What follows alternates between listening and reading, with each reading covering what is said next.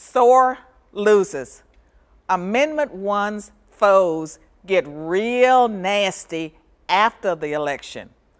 I'm Carol Swain, and this is Be the People.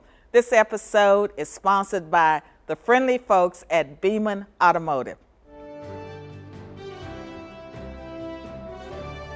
Do you remember those kids when you were growing up who would either throw their cards up in the air or upset all the playing pieces off the game board just because they lost the game and then would get all pouty about it? They just couldn't take getting beat fair and square. Well, they're all grown up now, kinda, and they're back, and they're the no on one side of Amendment 1.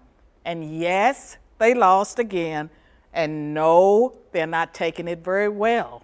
Unable to throw their cards up in the air or toss over a game board in this case, they do what pouty big kids do. They run for the lawyers and file a lawsuit. Amendment 1 was, of course, the amendment that sought to place common sense protections in the state of Tennessee regarding the uninspected and unlicensed abortion facilities, and also to help keep our state from being an abortion destination. Its opponents are now saying that the ballots were not correctly counted and have filed suit in federal court about a state constitution issue, asking to get the results nullified. So what's their beef? They say that those who may have voted for the amendment but skipped the governor's race should be discounted. Okay, what about it? According to official statistics, even if you disqualify all the Amendment 1 voters not voting in the governor's race but cast a ballot for or against the amendment, Yes on 1 still enjoyed a margin of almost 20,000 votes above what is needed for approval. This suit could also nullify other amendments passed in the state.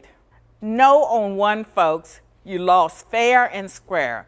Now stop your pouting, don't insult the intelligence and integrity of the voters of Tennessee, and forget your lawsuit, because this is going to make a much bigger mess than you're just throwing your cards up in the air or flipping over the game board.